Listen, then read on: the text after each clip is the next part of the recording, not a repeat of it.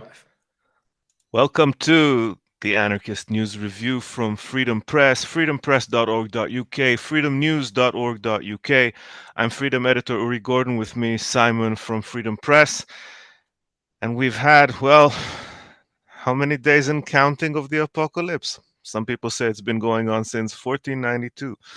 We've got lots of topics to talk about tonight, but we'll have to choose just a few of them. We'll try to look at the whole kind of Deepseek, deep blue sea shake of the market in AI. And apropos Tabitha Troughton's op-ed this morning, we're going to look at sort of Belarus, Hungary, both in the context of the Budapest complex repressive cases against anti-fascists and the seventh term in office for Alexander Lukashenko. Um, and locally, we're going to see what we can discuss as well in terms of politics of land, of water, maybe even of clean air. Let's start with the news that the Chinese generated open source, allegedly AI large language model known as Deepseek is now on the market and has caused a crash for the existing AI companies. Hundreds of billions of dollars were the words in the press. Um, and yeah, I guess Tabitha's article today is worth kind of quoting from. I think she makes this point about a hype that almost seems now obligatory for the government to create around AI, as if it's like a boon. Whereas, if anything, we've found in recent months that this is being used both as part of the increasing uh, computerization of warfare with systems like Lavender and the Gospel. They are known to have been used by the Israeli army in terms of target identification in the Gaza war. Further steps in surveillance and data harvesting. And as a clever user found quite immediately after DeepSeek was released, if you try to deep Seek was released, if you try to ask it about the Tiananmen Square massacre, for example, it will evade the topic. It will say it's not programmed to do that. Um, so, a real shakeup of the artificial intelligence sector, another bubble popping, or something more ominous for us in the future, Simon?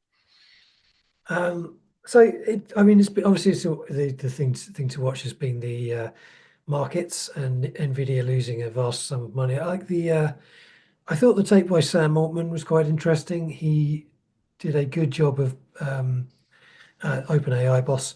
He did a good job of calming the situation a bit by basically saying we welcome the competition.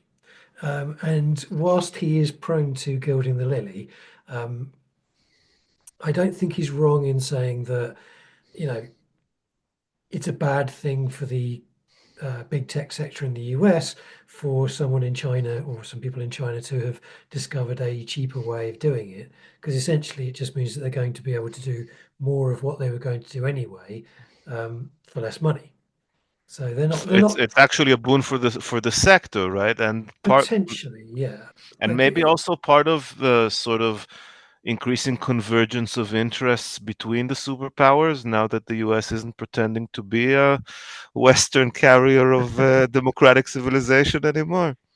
I don't know about that. I think the competition will largely continue. Like I actually think a lot of this is going a little off topic, but I think a lot of the stuff about how Trump is being crazy by going after Greenland and Panama and Colombia and all this kind of stuff is kind of missing how he does business. Like this is all very much within his remit as kind of the art of the deal, like the overwhelming aggression followed by um, bullying as far as possible while starting with completely unreasonable.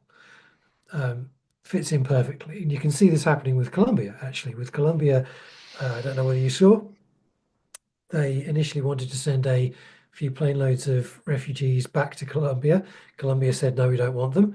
And then Trump did these completely over the top threats to slap tariffs on everything if they didn't do it. And they backed down because obviously no one wants to be putting up with 50% tariffs as opposed to a couple of dozen people in the country.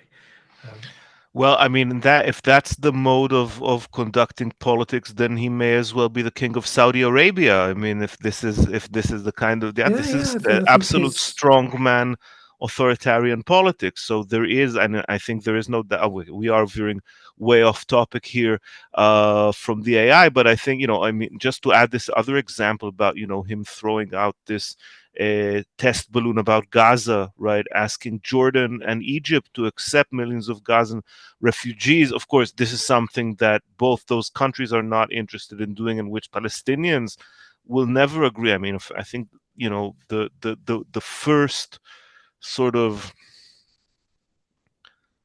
I'll say, the first moment where one can even begin to mourn about what's been going on, come out of that utter shock that's been with us for these last years, was to see these sways of people coming back into the north of Gaza. Of course, they're all often coming back to destroyed homes, coming back to their own loved ones' remains, if there are any to find. So the scale of the tragedy is huge, but there is also, like, for the Israeli military now to again try to move them back down, again to let the crazy settlers have their fantasies about resettlement. It just seems that even if Trump is talking about, yeah, let's clear it away, let's make a Riviera there, and oh yeah, you Egypt and Jordan, which doesn't have a border with Gaza, yes, you'll just absorb these. It's kind of really his way of kind of very rough playing with the world, like, as if, I mean, sometimes it reminds me of that scene from The Great Dictator with Chaplin when he's playing with the globe. I mean, it's that kind of yeah. crude megalomania. So one hopes that now that a country like France is also kind of guaranteeing the deal in Lebanon, that I mean, there's, to me, like, this whole hype about AI and Starmer coming out about AI, I mean, it's just one more symptom of what seems to me the current trend, which is like UK, France, Germany. Well, Germany has to wait till its elections, are now in a position where their leaders are thinking, oh, we're going to come into our own now as the adults in the room in NATO, right? In the context of the Ukraine war, and all of this realigning geopolitics, which, in a way, the AI story and the markets are just a symbol of. They show the connection, or the kind of financial markets as a weather vane, if you will, of these geopolitical trends. So in a way, it's kind of almost anything domestic in this country, from the point of view of those at the top, the more Trump, plays around, and never mind what he does domestically, it's going to have an effect, because for them, like, their position on foreign policy is already, as far as they're concerned, going to ensure their legacy as these kind of responsible adults in the room. I think, yeah, I think honestly they're kidding themselves, is the thing. Is that what they actually are is hideously unprepared for the resurgence of a truly aggressive militaristic America. Like the US has more weaponry than the next three countries combined. Like it has the ability to bully. What it is has always been clever on until Trump is that it doesn't need to deploy it because it has soft power and it has diplomatic sway and it has friendships which essentially have built it a network in which it doesn't need to act. But if it doesn't care about those networks anymore, then all of this kind of highfalutin subtlety of European politics is absolutely meaningless. It's sort of um, Let alone, the rule of law in international politics, or the idea of some kind of, yeah, it just goes norms-based international straight order out on the on window. the Um, liberal fantasy of one. and it is a fantasy. Of It's course. this thing of Nelson Muntz wandering around the playground punching people while Lisa sort of straggles along behind, saying, "Oh, I don't think we should do that." It's yeah. I think there's a lot of I mean, the right loves to call it copium, right? But there's a lot of people pretending that they're going to have more say than they actually will. I don't think they're wrong in the long term. Like I think in the long term, the US loses out by throwing its weight around like this because when it finds itself in any difficulties, it finds itself short of allies. Um, but yeah, certainly in the short to medium term, I mean, AI is the perfect example of it because the thing which has wrong-footed the US is another superpower coming out with an AI proposition which is not its own playbook, whereas it already handily defeated Europe. Europe's AI project is in flames at this point because it wasn't able to keep up with aggressive American. The whole And it's had much less money thrown at it. yeah, and the whole project was basically over by 2020, 2021, essentially.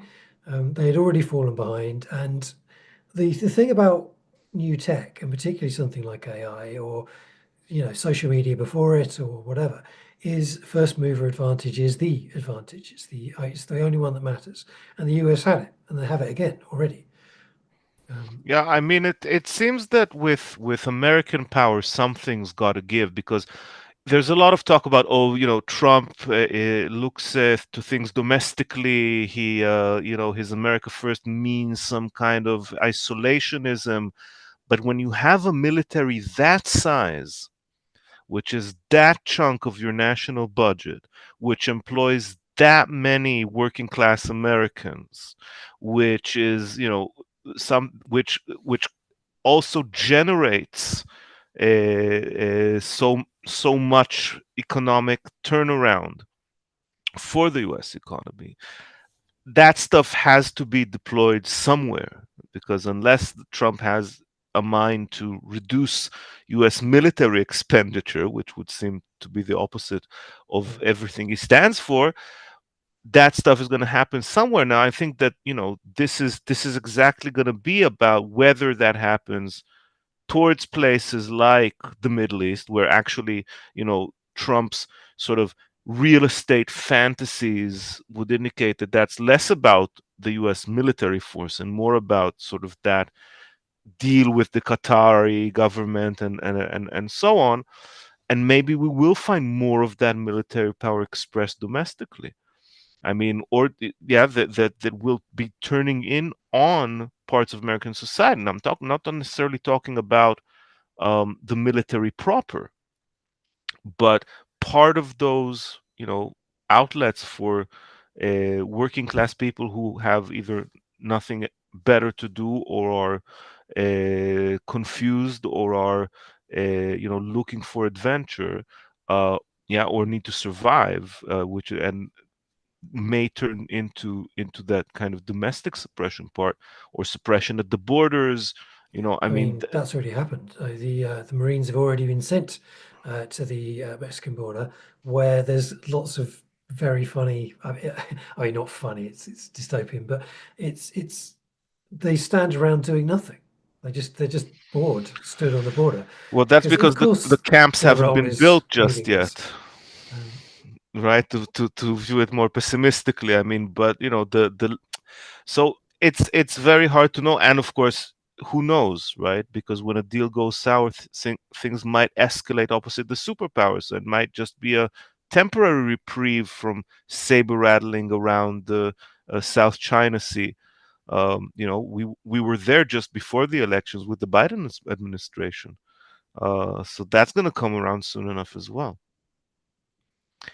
Well, we should probably move to the next topic then. And like we were talking about, the United States sort of becoming increasingly this strongman polity. Two events this week worth marking in the context of two other strongman polities. First, in Belarus, Alexander Lukashenko was elected for the seventh time running as president. Lukashenko, this is something that Nikita, our writer, points to interestingly, was at one point testing Brussels as well, yeah, testing the EU in terms of where he could position the country in terms of those relations. But essentially, since the 2020 elections, which brought a huge mobilization to the street, there's been such heavy repression.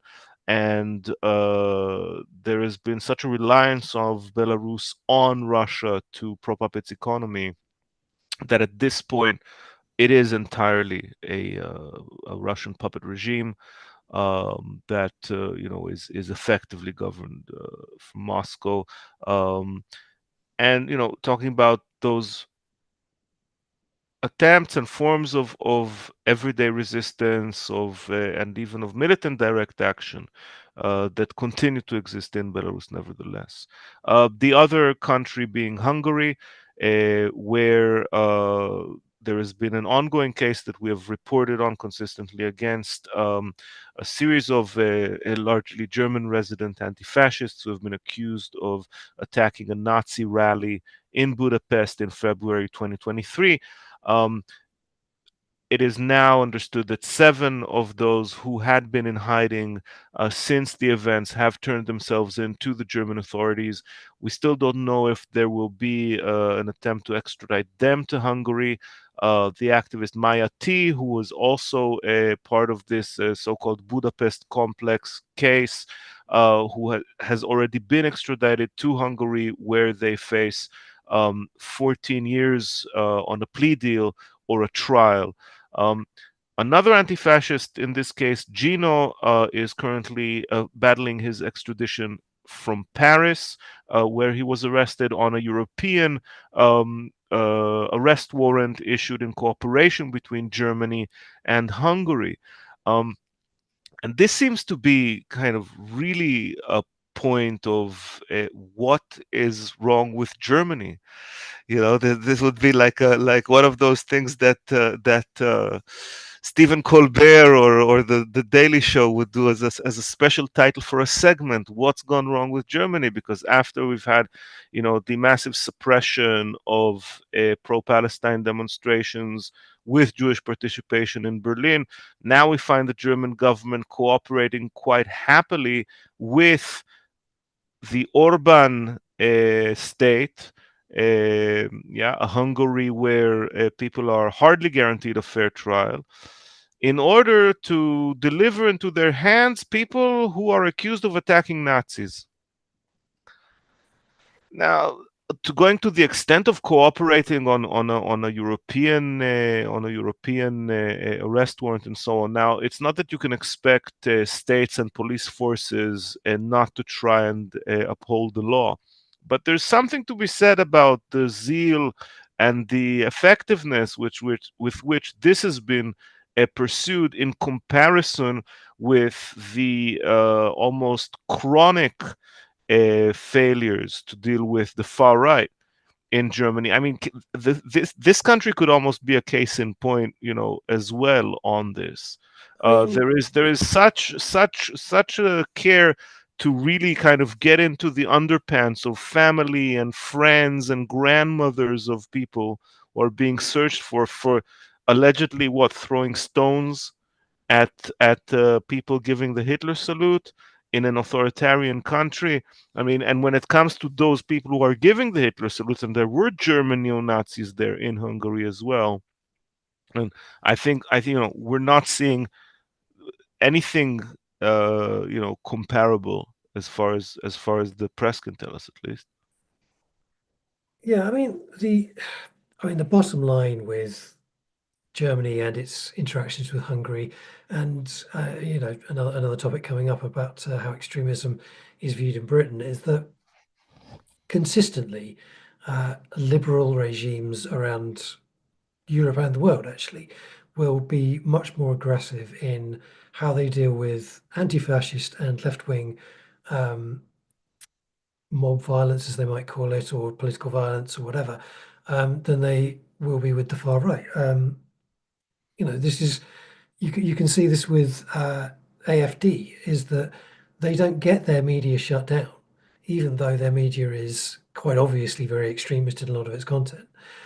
Whereas anti-fascists and the left get their media shut down all the time. Um, you Yeah, I know, mean, here we're not even talking about AFD. I mean, to be fair, we are talking about, swastika neo-Nazis. This is, like people who celebrate the Waffen-SS and so on. yeah, The I mean, this AfD, is written into the German constitution is that these people are supposed to be arrested, and yet that's most why of they them go get to away with Budapest.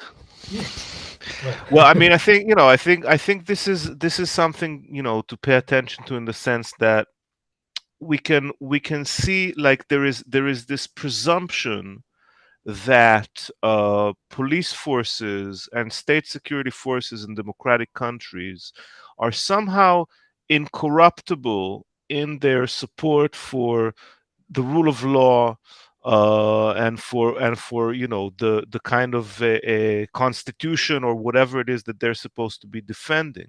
And I think that there is a real concern that in as much as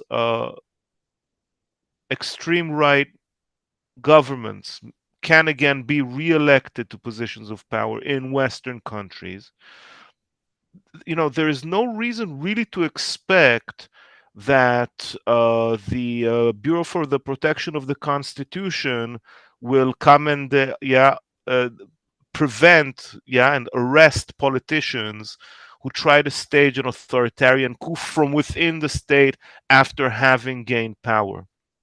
Yeah, I mean that's sort of like expecting the Shin Bet to depose Netanyahu, in as much as it is officially right supposed to be the protector of democracy and the rule of law in Israel, within, of course, within the ethnocratic boundaries that follows. But again, here you have, so, and on the contrary, I mean, Israel is not a Western democracy by these measures, also, although it likes to think it is. But we saw very quickly in Israel how quickly the police and the courts that are slowly getting filled by these right-wing think tank promoted people in a very similar way to the US, have really kind of turned it into a political police in in the service of the government. And it's we see, of course, immigration in the United States now towing the line. um I mean, that could I think happen as here, it well, could. a lot of it is less turning the police force into and more exploiting the existing position of police force. Because, I mean, obviously, as we know, in most countries, there's about 20% of the public are probably proto-fascist, would be okay with fascism as long as it didn't call itself that or something like that. But they make up the vast majority of people who sign up to join the police, for example. Um, and when those are being weaponized, it's often pushing it at an open door. Like when they're asking the police to look the other way on how their people are being treated, but not on how the other team are being treated. Um, that's an unofficial thing which quite easily osmoses into how the state functions with the swapping of a bare handful of senior figures, really. Um, Yeah, and that, well, I mean, that's going to remain a concern, I think, in Western countries. And I've been a pessimist, a lifelong pessimist, and my bet was that Trump would win these elections, and I think we're going to see a very strong performance from the AfD in Germany in the next federal elections. A lot thanks to exactly these kind of widespread campaigns on social media. Yeah, now that they've got mask funding meets Cambridge Analytica, the point might be to get people not to vote from the other side, right? There might be all kinds of ways to engineer these things. But yeah, that's definitely, we are not out of the reaction wave. If anything, it's getting worse, and it's getting closer to the center of the liberal world, as it likes to call itself, at least. On that note, I guess we should talk about the official definition of extremism, which is not yet back to 1884 standards, Not quite. 1885 Um, oh, can you hear us? even. Uh, We're still yeah. here. Yes. Sorry, there was a brief faucet. Um, yeah. So obviously the Yvette Cooper has rejected the calls to broaden extremism as a definition, is the story, to include violent misogyny and conspiracy theorists. It's, from an anarchist perspective, obviously, the violent misogyny bit is like, well, it's not, You don't it's, abolish patriarchy with extremism laws, let's put it this way. yes, yeah, exactly. We've already got lots of laws which says, which suggest maybe it's a bad thing as a man to be, Well, then am I supposed to go to putting opinions prison of for women. doing it, right? Doesn't Yeah, mean that it but the happens. problem is not the definition or the fact of the law. It's the fact that none of it's ever implemented, and none of it's, you know, and actually, in terms of how society is going, it's getting worse rather than better.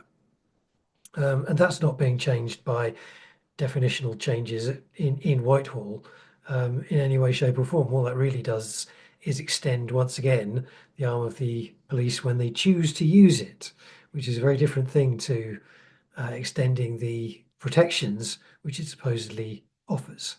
Yeah, I mean, I think, on the one hand, there's always been a sort of culture war element to these kind of definitions, right? Who's in, who's out. It's a way of government sort of indicating even who would they'd like to include. I mean, I think we would have seen that from the Tories quite a lot, especially towards the left. Um, I guess on the other hand, like there is, a real fact of, okay, so these extremism definitions are one thing, but the actual powers that police have to thwart protests, to preempt protests, to criminalize them, are very much being extended. And on the one hand, we're seeing more frequent use of existing powers that have been there for a while, some longer, some shorter, but maybe since even the mid 90s, right? Like the you'll tell me the name of the act, but it was the Criminal Justice Act, right? This was Mm. 1996, if I'm not mistaken, Yeah, in this country. So there's more use of powers under the Criminal Justice Act, but there's also all of these kind of playing around with definitions of what kind of protest can be moved on, so we don't have serious annoyance, but it's still effectively a policeman's prerogative now to tell a protest to move on, as long as they can cite some kind of plausible narrative of harassment later, in case it comes to court, if it ever or does. even just set it up, as in the case of Chris Nynham, of course. Um, This was the arrest that took place recently during the Palestine yeah. protest. Maybe fill in some details on that. So, as I understand it, the march was entirely signed off with police and all the requisite government officials. Um, Went to where it was supposed to. The police waved some of them in to go beyond the line they were going to be going on, and then once they crossed the line, started arresting people, which is um, not Chris unheard of Nynham as a being police a tactic, but high-ranking member of the Socialist Workers' Party and one of the organizers of the Stop the War coalition and of the demonstration that was coordinated in London. This was already about a week ago, I believe. yeah, Um, so yeah, I mean, gates open, gates shut when they want them to, essentially, and that's not who we should rely on to keep us safe. Well, we're reaching towards 8 o'clock. If there's something else that we have time to cover, maybe we should mention a little bit about the Elysian Fields just north of Toulouse, where the Valiant Tavern I am afraid to mispronounce it in French, is a land occupation that is resisting a high-speed connection between Toulouse to Bordeaux to Paris. There are, vast natural areas there facing destruction just in order to shave off an hour or two from people's commute. And we just published a very nice photo essay on the freedomnews.org.uk website with some pics and some poetics from that land occupation, and even a contact if you fancy volunteering there.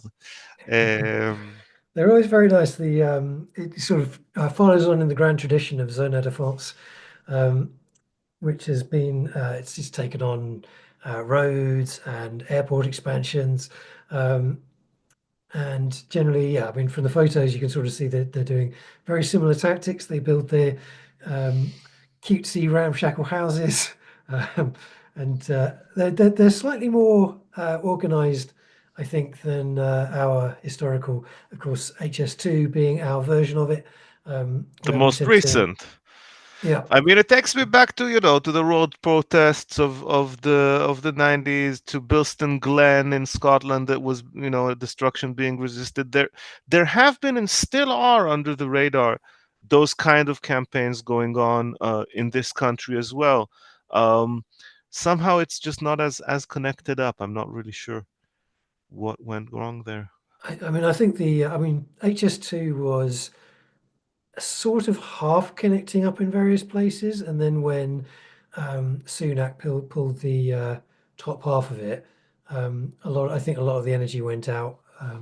It's also, most of these occupations have strong seasonal elements where there's a tiny minority of people who are prepared to grin and bear it through the winter, and a lot more people who are like, spring and summer camping. That seems a bit more Hmm. plausible. Um, and that's not saying anything against people who do the spring and summer stuff, because like showing up is pretty impressive in and of itself. Um, Yeah, come on, people. We're almost in February. but this one's been going on for years. It was actually prompted me to look it up a little bit.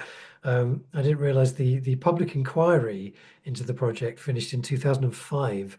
So this is the 20th anniversary of them deciding, yes, we probably should go ahead and do it. So on the bare line of people just getting in the way and making it difficult to get through the process of setting up this 12 billion euro monster, people have already done some very impressive work. And this is getting into the direct action end of it. I mean, by the time they've finished running people off the land and all that kind of stuff, it's going to be just a vast amount of money that they're spending on this kind of thing. It's one of those ones where you do legit look at it and think the amount must already be making them think, is this worth it? And actually, those kinds of projects where you're just making it a pain in the backside to do it, and actually get anywhere with it, and making it more and more expensive, running up more and more bills. Because, like a day of an activist's life, uh, hanging out in a protest camp, stopping an entire construction crew from working for that day. The activist's not spending any money. The government, on the other hand, is spending tens of thousands, just people sitting around doing nothing. And that kind of thing quickly mounts up. And, those kinds of projects can be beaten by this kind of action, by the time they've spent all this money. Well, on that optimistic note, I think we'll close tonight's broadcast. Thank you very much for joining the Anarchist News Review from Freedom Press, freedompress.org.uk, freedomnews.org.uk. We are on Blue Sky, we're on Telegram, we're on Instagram, we're on Facebook. Have I forgotten anything? Coming